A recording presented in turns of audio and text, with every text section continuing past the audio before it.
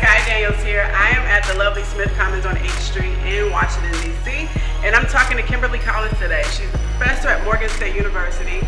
She wrote this amazing book we're going to talk about today called Wednesday Wisdoms to Wake Your Soul. And she also has an organization where she helps people heal through writing. So I'm looking forward to talking to her today. Let's go.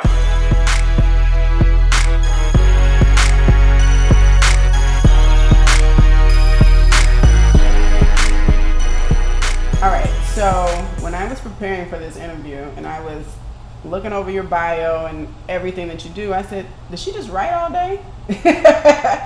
No, but you're a professor at Morgan State University, right? You have a book out and you also have an organization called S.O.A.R. Right, and I have another book coming out. Okay, we'll talk to that. We'll get to that a little bit later. But so I wanted to talk about writing because I found it really interesting in 2018. The whole concept of writing, and especially your organization centers around writing for healing specifically. So I wanted to talk about writing and how that's also changed in 2018 and how writing for therapy works. The writing that has changed has really just been texting, right? People are still writing. It doesn't matter whether it's a text message, whether it's on Instagram, Twitter, you know, and in fact, those some of the issues that I'm finding in the classroom. Whether because a lot of the children don't have the attention span because of Snapchat, right? Or I don't even know all of their different little mediums, but all of those different mediums, there's still communication. There's still somebody who has something inside that they want to get out, and they have found shortcuts to do that. What I do is really to help people put clothes on their words, and that has not gone out of style. In the classroom, I don't use as many, I guess, as much technology, just because I think it's sometimes technology has thwarted their ability to communicate. So we go right back to pen and paper, you know. A lot of students, like if you put something on the board, they want to take a picture of it for the notes, but they'll forget the notes because they'll forget they have it in there. Whereas there is a memory that happens when you take the pen to the paper, right? And there's something about that instruction, about that exercise of putting something down on paper and then being able to sit there and look at it. Or crumble it up and throw it away if you need to. There's something about that exercise that is powerful, that cannot be replaced by technology. I believe that too. So let's back all the way up to the beginning, because I want to know, how did writing even become your thing? And so much so that you made an organization based around it, you're a professor and a teacher. How did that even become your thing? Okay, so we're gonna back all the way up. We gotta back up to 1970 at Black Expo. Okay. When my mother took me to hear Nikki Giovanni, and I was like, "Oh, that's what I want to do. I'm gonna write poetry, and I'm gonna get on stage, and I'm gonna do it like that." We want to back all the way up, and then she gave me a book of writings by Langston Hughes, and I never forget. I lost it on the train going to school one day. That still bothers me. Anyway, because you didn't have a Kindle. Right, didn't have a Kindle. Still don't have a Kindle. So that's where it began, and I've always had. I've been writing since I was 7 years old, and my first time that I was really recognized I've been recognized as a writer and been validated, and I think that that's important especially for children. What do you mean by that? What I mean is that when I was in elementary school, I was the one that, when we had a fundraiser, I put together a play and wrote all the skits and organized all the children in my class and I directed, I wrote, and put together the dinner theater for our fundraiser. Okay. If there was ever a poem that needed to be read, I read it. If there was ever a poem that needed to be composed, I did it, you know, and as I said, I've always been validated. Junior high school, my poetry was selected to be displayed at the Mayflower Hotel, downtown Philadelphia. At the same time, I think at that same presentation, I met Muhammad Ali. Oh, Yeah, cool. he and his wife Veronica, they were on their way to the elevators, and I went over there and I realized he was so tall, and he gave me a hug. Yeah, anyway. That was validation. Yeah. I was like, oh, I'm where I'm supposed to be. So, so consistently, I was valedictorian. The way that I became valedictorian of my class was you had to have the grades, but you also had to write a speech that all the teachers in the school decided was the best, and mine was the best. You know, and Do you remember it? I just remember Langston Hughes's part, because I put part of his poem in there, you know, Crystal Stare. So I just remember that part. I wonder if my mother still has that whole speech. And I had memorized it because my mother was like drilling me for, you know, because I had to audition. Then I became the youngest member of Third World Writers. And you went to Spelman? Yes, right. Went to Spelman. And everybody knew me as a kind of a writer. Or some of my friends would run away from me. Were you an English major at yes, Spelman? It really has been if I think about it, it's really been a trajectory. You know, I never really thought about it like that until you just asked me this question to back up and just see how it. I've never stopped writing. Right, and so when I looked over your bio, I said, does she write all day? Yeah, I mean, no, I don't write all day, but I've never stopped writing. Right. I mean, I've always kept a diary. In fact, it was till it became too painful later in life. It was my thing to New Year's Eve read like the diaries of the year before to see how I've changed. Or then I started reading some patterns that hadn't changed, right? And I was like, And that's the important part about writing. Exactly. Right? Is being able to go back and start to like look at some stuff, and it can be painful, especially if you think that you've moved, but you haven't moved. That really just the cast of characters have changed, but it's really the same cast. Right. They just put on new costumes. Same storylines. And so then it forces you to kind of look back at that thing and like, okay, what do you want to do different? And so I do remember just at one point it was just looking at it, and I stopped looking back. Now that I'm thinking about it, right? I stopped looking back because I didn't see in what ways I was looking forward. But then I did see places where I did move forward when I wrote my 5-10 year plan, right?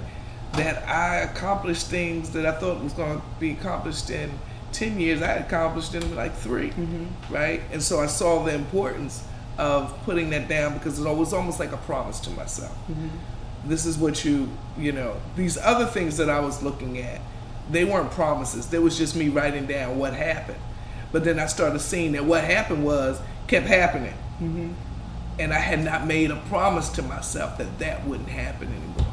And as I'm sitting here thinking about stuff right now that I probably need to make some promises about. You know, holding yourself accountable. Is that what writing does? Is hold you accountable? It does hold you accountable, and then also makes you start to weed out what ain't true, because we tell a lot of lies to ourselves. You know, sometimes you can feel like you're not moving, that you're not succeeding. We can be really hard on ourselves, and when you look, so when you can look back and say, oh, but I'm not there on Somerset Terrace anymore. You know, I'm not. I remember a time where I didn't even think I would have a house. Now I have a house. You know, had the car of my dreams, although it became quickly a nightmare. Well, that's a whole nother story. But so I have moved. You know, so even though there's some contradictions in there, of course, because I think our life can be contradictions. Absolutely. But just back to your question, yes, I've been writing all along, and the writing for healing piece came when I didn't have a job. And let me tell you this, I had never thought of myself as a teacher. I never thought that I would be a teacher, and it is a calling, you know, and I think that I was really trying to tune it out because I was like, the pay is disrespectful, you know, it just is, but the reward, you know, so.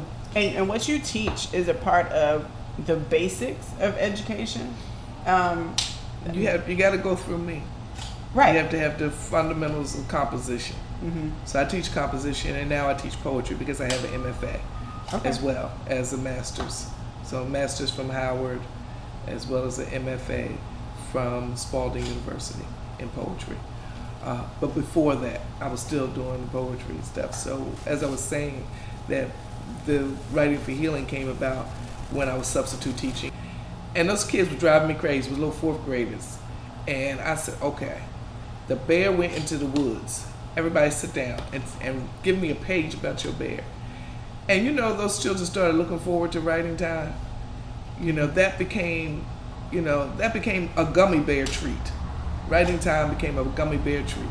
And that was remarkable to me, that I made them feel that way. But anyway, one little girl's bear, Kimberly, I'll never forget her. I can still see her little, beautiful little blueberry self sitting there. She was a kind of a loner. And she read about what her bear did, and her bear had gone into the woods, went to grandmama's house, got a nickel bag, ran out into the road and got hit by a car. Oh. I was like, wow. Yeah. So there were consequences for bad behavior. So she knew that was bad behavior, but she was also giving me an insight into her world, because she wrote nickel bag, right? Yeah. It wasn't me, you know. Yeah. That was all her, and it just gave me an insight to this little girl who was so quiet.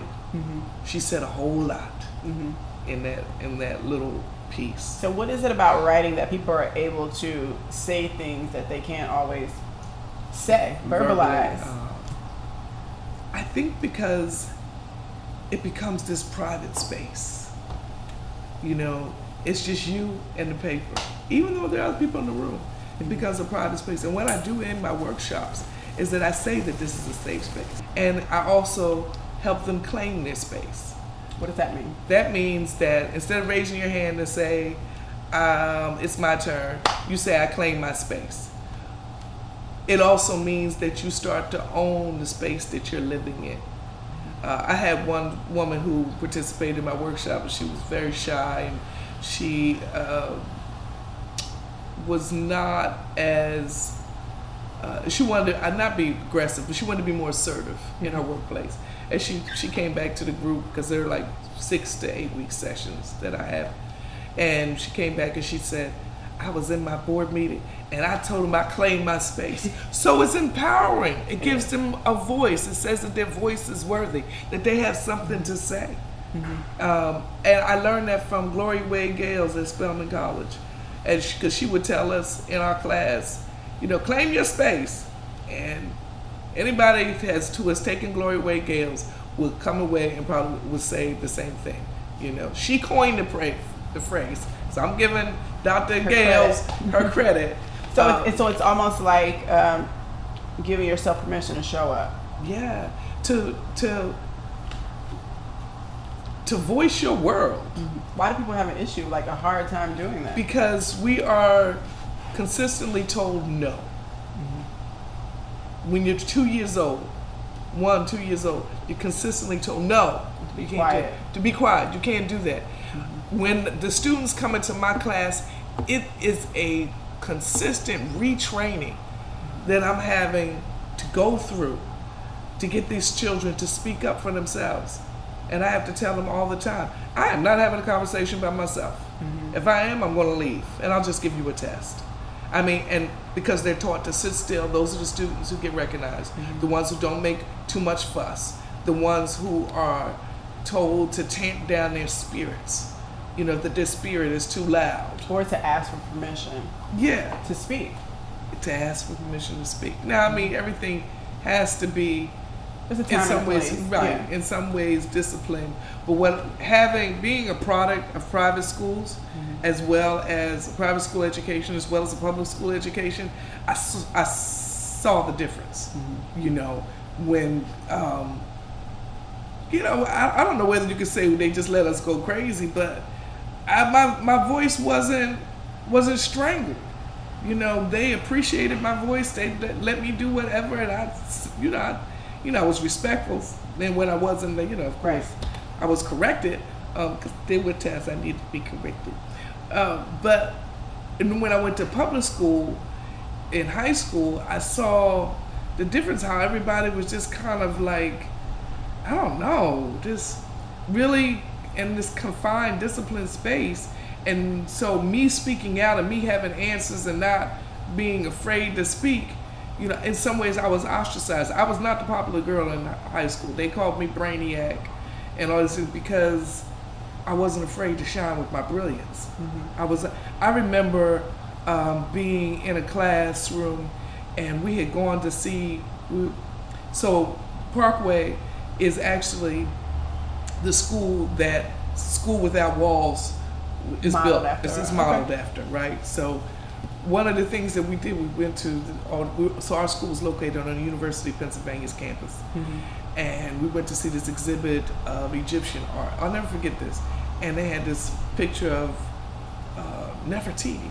And we came back and my teacher, social studies teacher, Stephen Gay, bless his soul, he was talking about Nefertiti. I said, that wasn't Nefertiti. Nefertiti was African. I said, Elizabeth Taylor don't look like Nefertiti? I mean, I was, you know, I'll tell anybody. I said, well, I might have gone to school out of Lansdowne, but when I came back home, I had Angela Davis and Malcolm X in the house, okay? So everything was, you know, Right. even my history. So anyway, this class, and Parkway was mixed.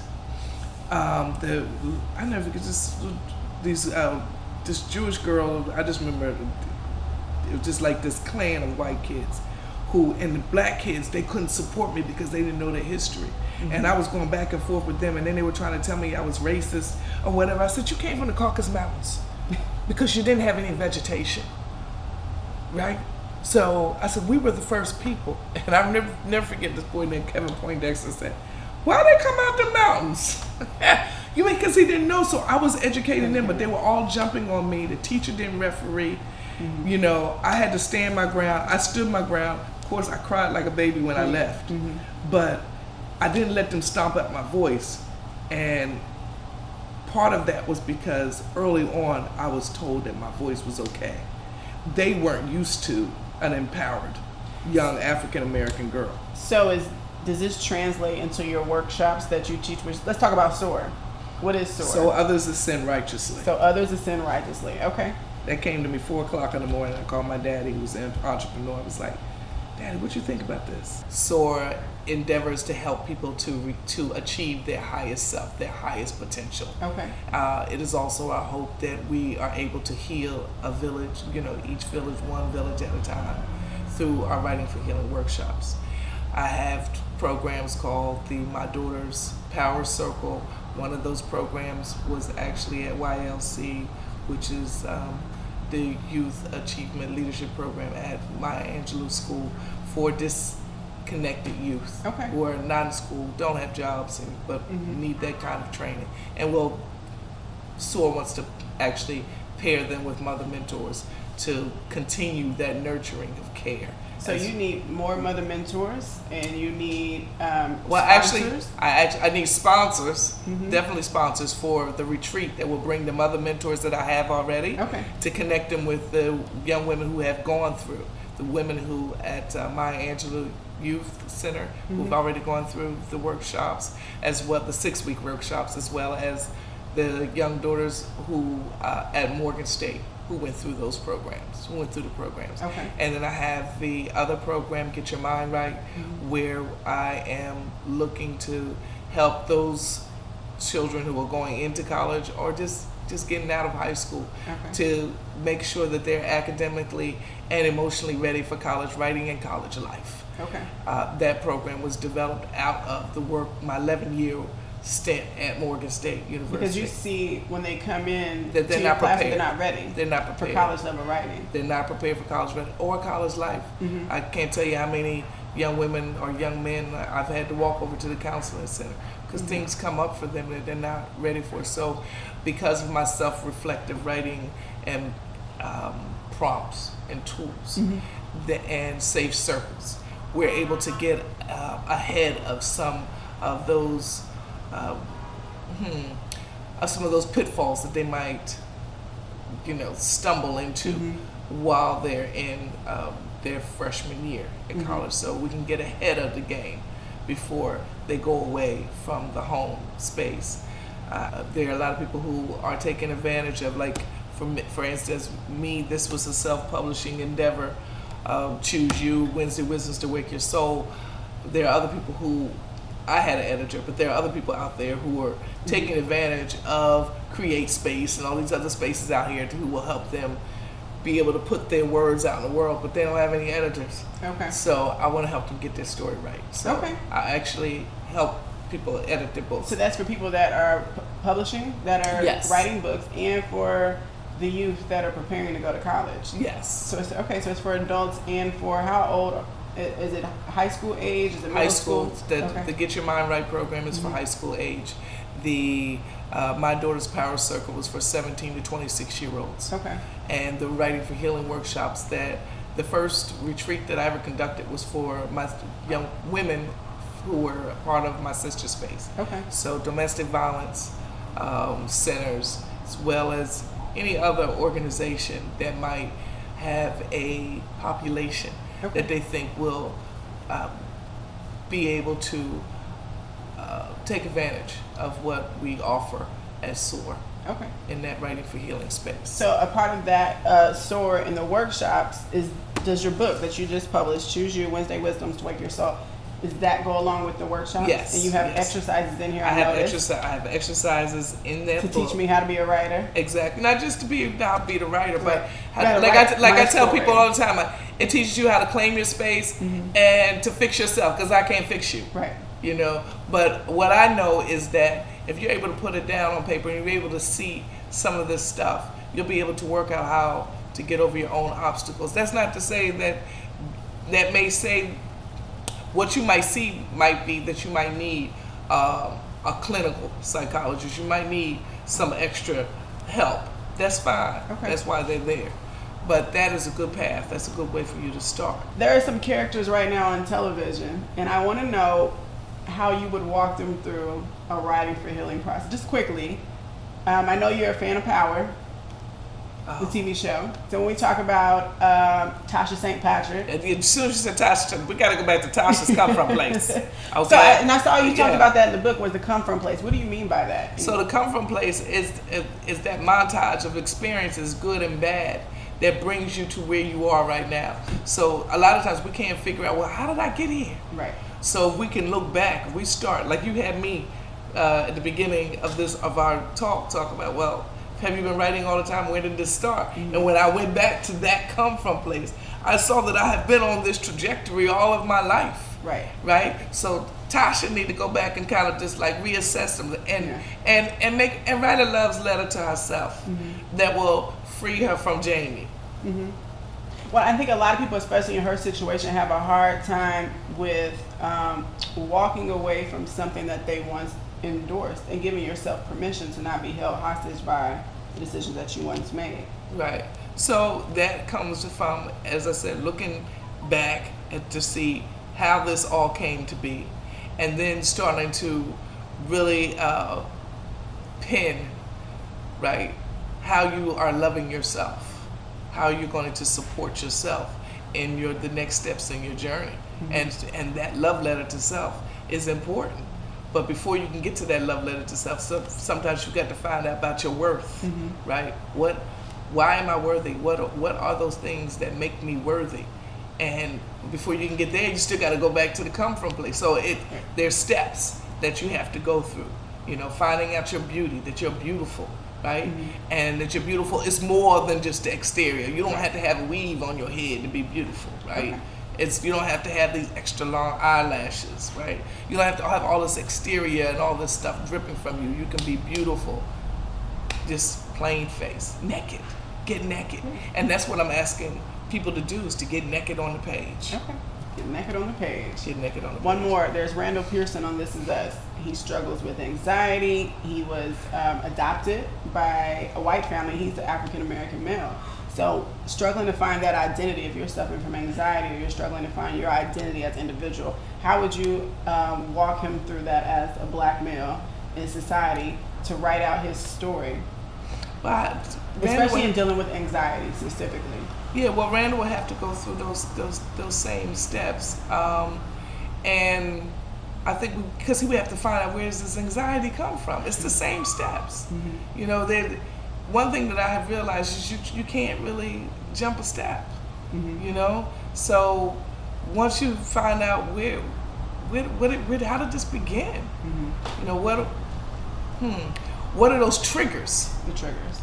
So once you're able to find those triggers, and then you're just able to kind of take those things apart bit by bit. You know, Randall's gonna need a couple more than one session. You know, he's gonna probably be in my 8-week stay. Okay. You know, so I can find out about your sessions, or you can sign up. You can donate all at dcsoar.com. Yes, www.dcsoar.com. I'm on Facebook as well as Twitter and Instagram at DC SOAR. And yeah, we're here, ready and willing.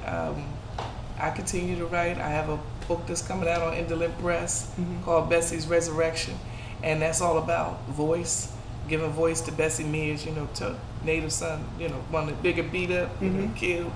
So yeah, and then I have Bessie, the fictive Bessie, along with the Bessie Coleman and Bessie Smith, who serve as the soundtrack. So that's all about resurrecting voice as well. So it all comes back to that.